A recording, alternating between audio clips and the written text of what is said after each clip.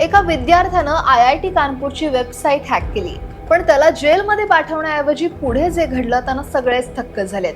पण त्या विद्यार्थ्यानं असं का केलं, हा थरारक आणि प्रेरणादायी किस्सा काय आहे सविस्तर जाणून घेऊयात. नमस्कार, मी अक्षरा चोरमारे आणि आपण पाहताय लोकमत. प्रत्येक विद्यार्थ्याचं स्वप्न असतं की देशातील सर्वोत्तम शिक्षण संस्थांमध्ये प्रवेश मिळावा, विशेषतः IITत.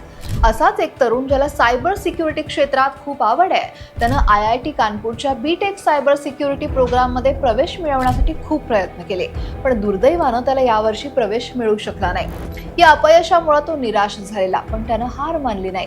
त्याला त्याची प्रतिभा जगासमोर आणायची होती आणि कदाचित त्यानं त्यासाठी एक अत्यंत धोकादायक पण तितकाच प्रभावी मार्ग निवडला.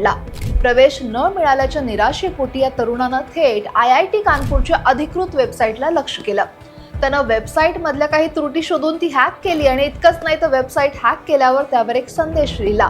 तो संदेश होता, साइट हॅक हो गई है, मुझे बस एक निष्पक्ष मौका चाहिए. म्हणजे वेबसाईट हॅक झाली आहे, फक्त मला एक योग्य संधी द्या. या संदेशातून त्याची तळमळ आणि स्वतःला सिद्ध करण्याची इच्छा स्पष्ट दिसत होती. त्यानं कायद्याचं उल्लंघन केलेलं, पण त्याचा हेतू वाईट नव्हता हे त्याच्या संदेशातून स्पष्ट होत होतं. IIT कानपूरच्या प्रशासनाला जेव्हा वेबसाईट हॅक झाल्याचं कळलं तेव्हा अर्थातच खळबळ उडाली. सुरुवातीला कायदेशीर कारवाई करण्याचा विचार सुद्धा झाला असेल, पण IITनं या घटनेकडे वेगळ्या दृष्टीनं पाहिलं. संस्थेचे संचालक मनिंद्र अग्रवाल यांनी या प्रकरणाची गंभीर दखल घेतली. त्यांना या विद्यार्थ्याच्या बुद्धिमत्तेचं आणि सायबर सुरक्षेच्या ज्ञानाचं महत्त्व पटलं. FIR दाखल करण्याऐवजी त्यांनी या विद्यार्थ्याला एक टेस्ट देण्याची ऑफर दिली. जर त्यानं ही टेस्ट यशस्वीपणे पार केली तर त्याला C3I हब मध्ये इंटर्नशिपची संधी थेट दिली जाईल. C3I हब हे IIT कानपूरमध्ये असलेलं सायबर सुरक्षेवर काम करणारं एक मोठं इनोव्हेशन सेंटर आहे. IIT कानपूरनं घेतलेला हा निर्णय अनेक अर्थांनी महत्त्वाचा आहे. यापूर्वी सुद्धा 19 वर्षांच्या निसर्ग अधिकारी नावाच्या एका एथिकल हॅकरनं CBSE पोर्टलमध्ये त्रुटी शोधलेल्या. त्यावेळीही IIT कानपूरनं त्याच्यावर कारवाई करण्याऐवजी त्याला C3I हब मध्ये थ्रेट इंटेलिजन्स इंजिनियर म्हणून नियुक्त सुद्धा केलेलं. म्हणजेच IIT कानपूर पारंपरिक प्रवेश पद्धती पलीकडे जाऊन विद्यार्थ्यांच्या प्रत्यक्ष कौशल्याला आणि प्रतिभेला महत्त्व देते.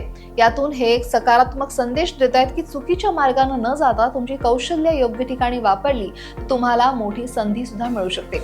इतकंच नाही तर IIT कानपूर आता बॅचलर्स इन सायबर सिक्युरिटी हा नवीन कोर्स सुरू करते, ज्यात प्रवेश JEE ॲडव्हान्स द्वारे नाही तर हॅकॅथॉनद्वारे दिला जाणार आहे.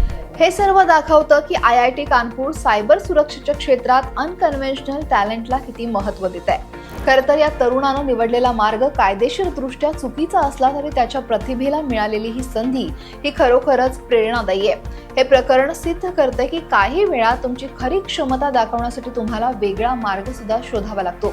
अर्थातच आम्ही कोणत्याही प्रकारे इथे हॅकिंग सारख्या बेकायदेशीर कृत्यांना प्रोत्साहन देत नाहीये, पण या घटनेतून हे स्पष्ट होत आहे की तुमच्याकडे जर खरंच कौशल्य असेल तर योग्य वेळी योग्य लोक तुमची प्रतिभा नक्कीच ओळखतात. तर हे सगळं या तरुणाच्या हातात आहे की तो या संधीचं सोनं कसं करतो. IIT कानपूरनं घेतलेला हा निर्णय तुम्हाला कसा वाटतोय? तुम्ही याला विद्यार्थ्यांच्या प्रतिभेचा सन्मान म्हणाल की बेकायदेशीर कृत्याला प्रोत्साहन? तुमचं मत कमेंटमध्ये नक्की लिहा आणि लोकमत सबस्क्राईब करायला विसरू नका.